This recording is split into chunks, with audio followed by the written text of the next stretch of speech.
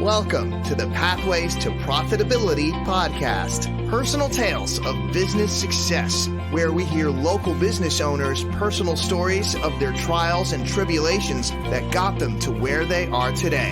Here's your host, Cheryl Mucha, CEO of CFO Your Way.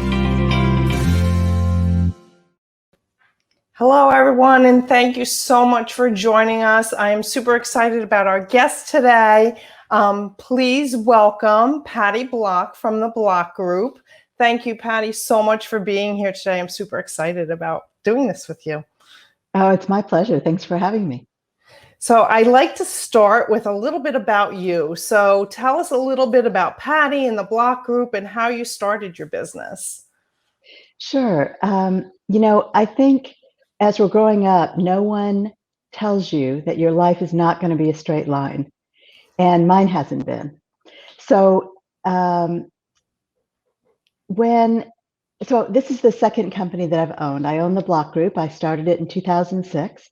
And when I had a previous company many years ago as a political consultant and a lobbyist, I loved what I was doing and I was learning a lot, but I had no clue how to sell, how to price my services, how to build my company.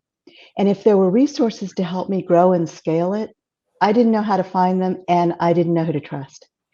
And it really resonated with me that I was so frustrated. And that became my mission for the Block Group, is to be that resource for other women business owners. Because I had a surprise divorce and 3 little kids at home, after 8 years of having my company, I made the difficult decision to close it and to get a job because I needed health insurance and I needed to stop traveling and stabilize things for my family. So I did that. I worked at an international school as the director of operations for almost 9 years, all the time planning this company, and then was able to launch this company in 2006. And I focus on business advising for women-owned businesses. I am that resource, so they know who to trust. They know how to build their companies. They can see into the future and really understand how to price for value, how to sell their services where it's more like matchmaking. So that's how I've built the company, and I work with women across the country. Wow. So what was the impetus or the reason why you focus on women-owned businesses?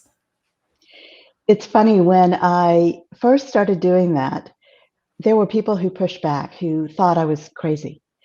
You're cutting out half the market, and aren't you worried about taking, that small group? I said, well, first of all, it's not a small group, because even then, 15 years ago, women had a large number of small businesses. And that's the population I knew that I could serve best. So that was really how it started. And it's ironic because now there are lots and lots of companies that focus on women-owned companies only. And so it's no longer a distinguishing factor for my company. However, it's still the audience that I serve. And I tend to work with women that are experts in their fields, but they're not necessarily experts at running their companies. And they're experts in how they provide their service and very educated, very knowledgeable, but feel the same way I did in my first business, of that frustration of trying to figure it all out on yourself. Been there, done that. I know those struggles all too well. So in starting the business, it sounds like you took a lot of time to prepare and know what your business model was going to be.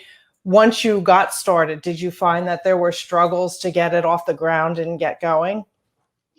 Yes, I had a couple advantages, one of which was I had connections. So I'm based in Houston, Texas, and I had spent years building my network throughout Texas. So in many ways, that advantage was that I started my business with clients. And when I start working with clients, often they work with me for a long period of time. And so that is an advantage and a benefit. I certainly had struggles. And as I mentioned, really understanding the value-based pricing idea, moving away from an hourly model, cracking that code of getting comfortable with how to price for value and how to build value in the mind of my buyers. And I then could then teach my clients how to do that, and have been doing that over the years and starting to see these exponential changes in growth for my clients. So the struggles were, I did have to figure it out for myself. I cannot tell you how many programs I took and classes and coaches that I worked with and experts so that I could gather all this knowledge to bring to my clients. Excellent. Thank you for sharing.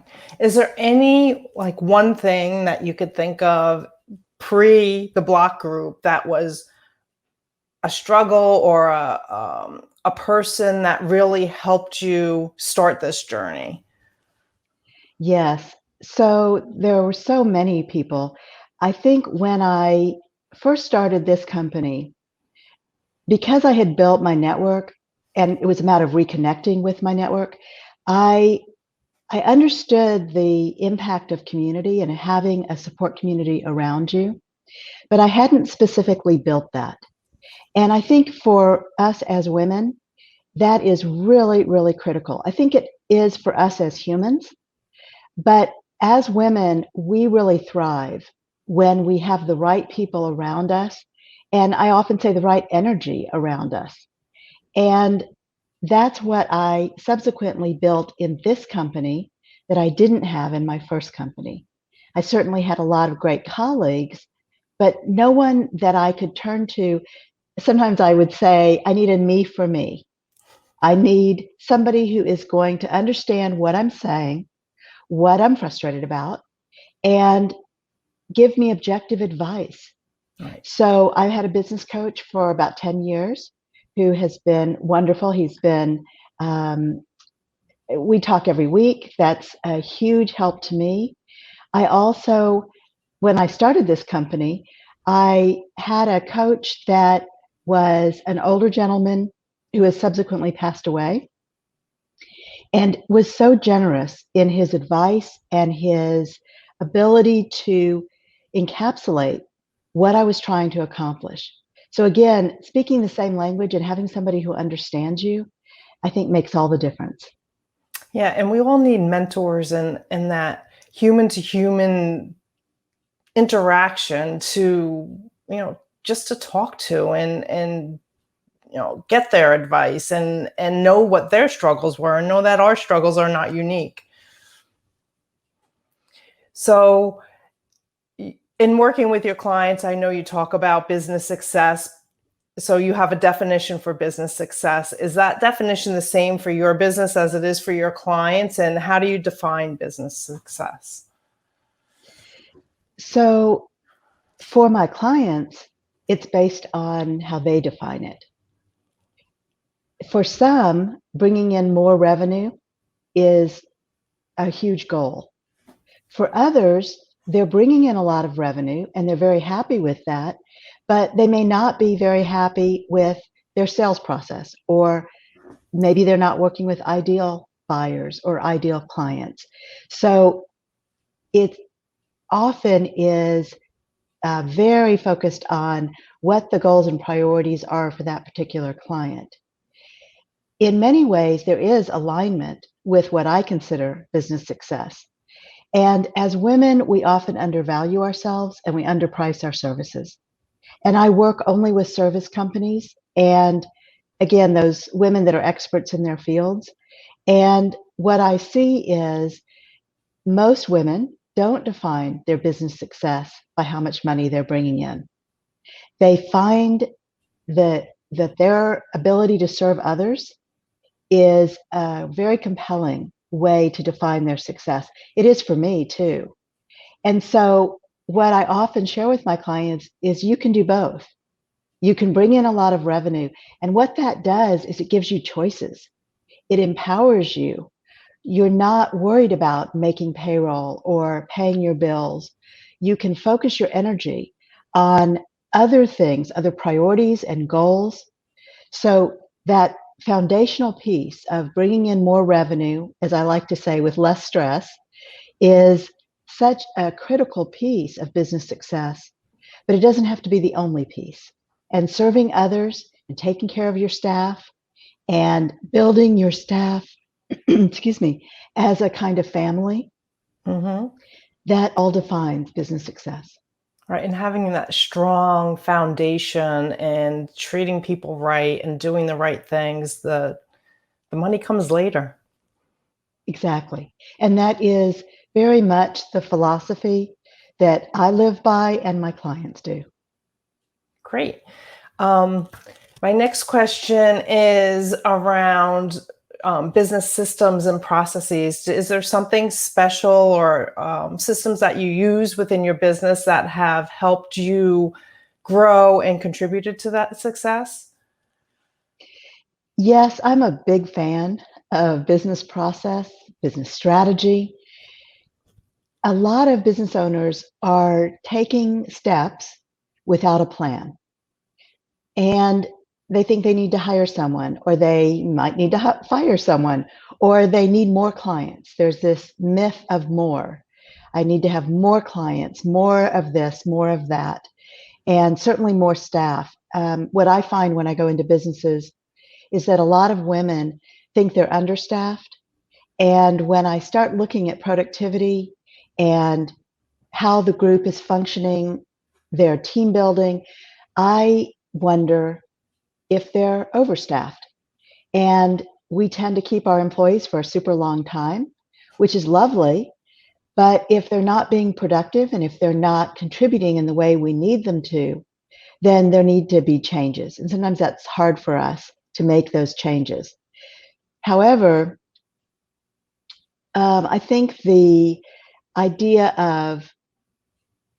of being cost effective, bringing in more revenue, improving your sales so that you have processes that you don't have to fret over, you don't have to worry so much.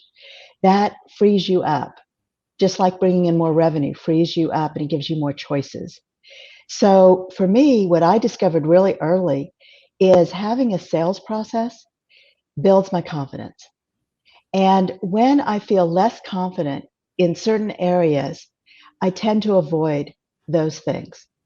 And I find that's very common. And in all these years I've worked with women business owners, I see these patterns. And one of them is we tend to avoid anything that feels like conflict. And sometimes sales can feel that way.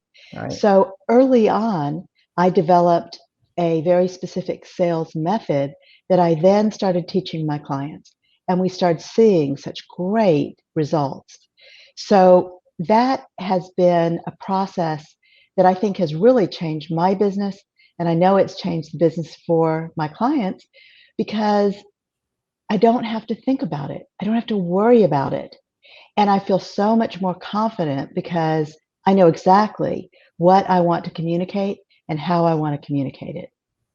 Is there a specific situation, either in your business or a client's business, that you'd like to share with the audience? Sure, I'm happy to. You know, as I mentioned, anything that feels like conflict often causes us problems. And one of those things is either raising your prices or changing your structure of how you price. And a lot of us, especially if we're experts, have grown up and built our careers on an hourly billing model.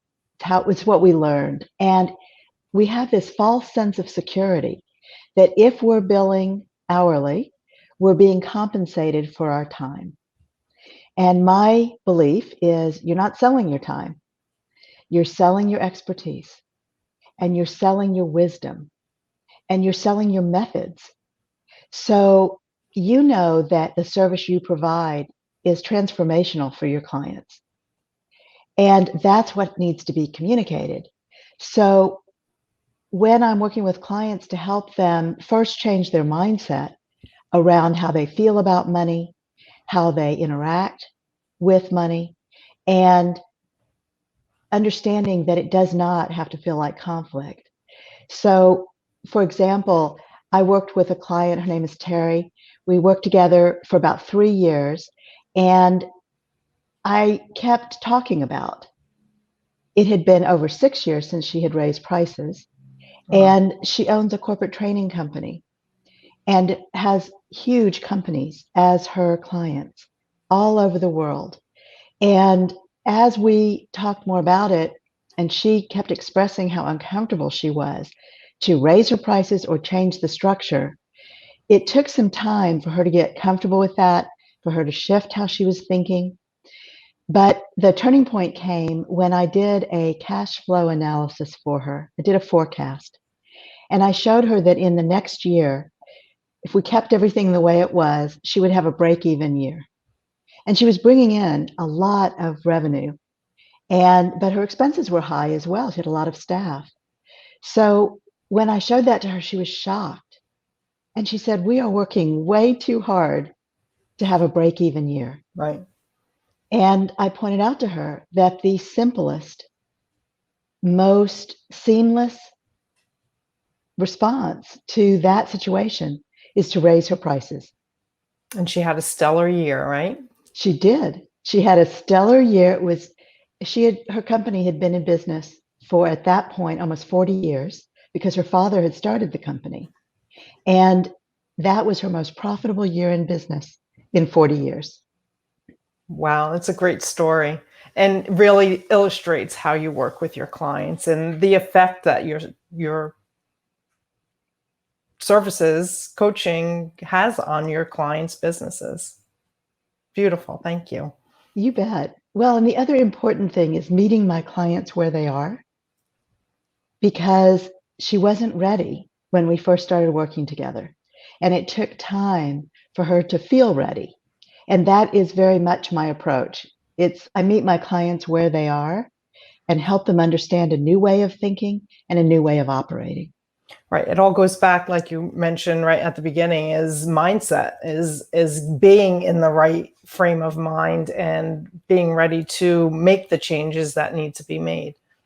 Yes, absolutely. And again, having the support around you, Right. so that you don't feel so alone. Right. Great. So let's switch it up a little bit. So I know you work really hard. You do a great job with your clients. How do you maintain work-life balance within your life? So the good news is I take a lot of joy from what I do. So sometimes it just doesn't feel like work. But I will say I love to be out in nature. So going for long walks. Again, I live in Houston, so it's often very, very hot here. And being outdoors can be difficult. So I love to read. I love to binge watch certain shows. I love to spend time with my family, of course. I have 3 young adult children, and I think I can't call them children anymore. And